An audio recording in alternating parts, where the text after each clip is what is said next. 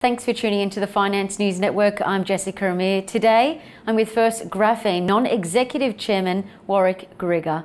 Hi Warwick and welcome back. Thank you, Jessica. So for those who aren't familiar, First-Graphene has been operational for a number of years now, developing graphene-based applications.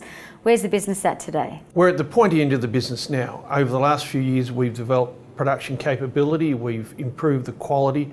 We are now entering the marketplace and delivering into industry. Shareholders have been crying out for sales. That's where profits come from, and we are starting to deliver that as we speak. Now to your wide array of graphene applications, just tell us about them. Well, the two most advanced applications are the fire retardant fire stop.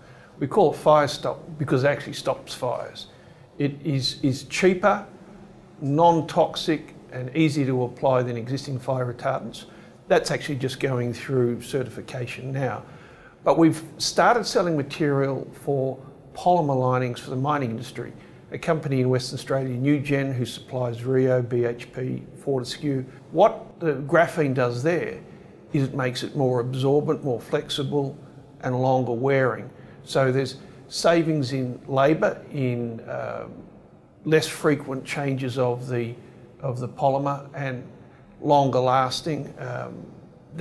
We'll probably sell a few tonnes of graphene into that product in 2019, which would make us one of the largest suppliers to any product line in the world. It's quite significant. Elsewhere, we're looking at supplying to the fiberglass business.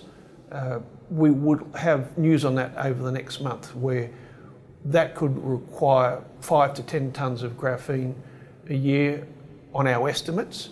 Other areas, we're making good progress with concrete.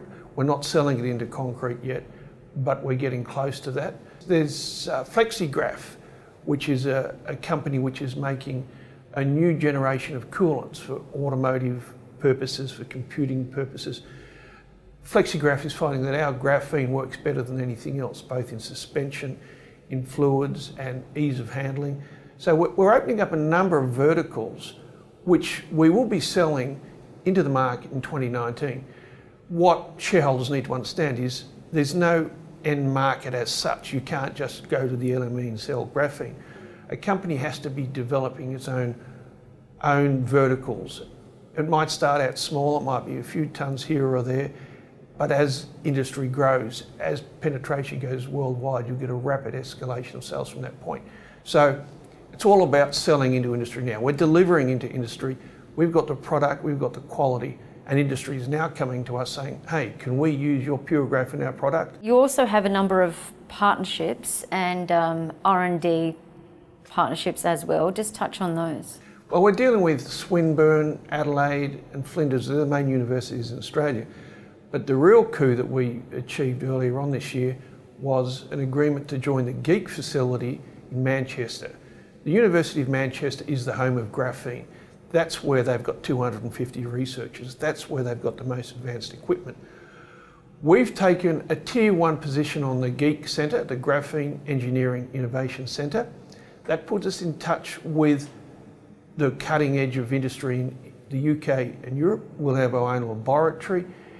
Our method of making graphene, the electrochemical exfoliation method, has been recognised by Manchester as the leader of its type in the world, and they've asked us to put one of our plants in that GEEK facility, and they'll work with us to make it even better than it is. But we'll be rubbing shoulders with much deeper pockets, much more capable research teams. I understand you're getting a secondary listing in London. Tell us about that. Alternative investment market, the AIM market in London, opens up a new avenue for raising capital going forward.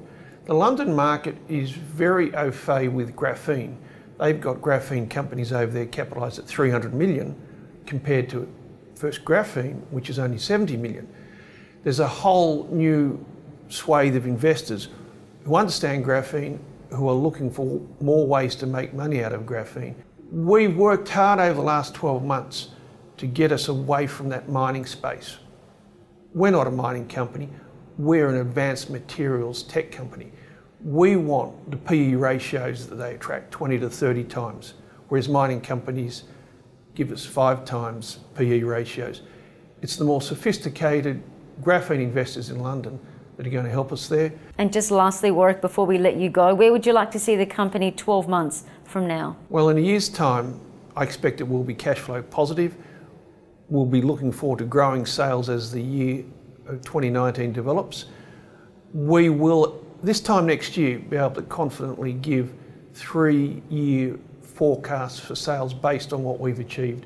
And I think that if anyone's in any doubt that we're the leading graphene company in the world today, in a year's time, there will be no doubt. Warwick Grigger, thank you so much. Thanks, Jessica.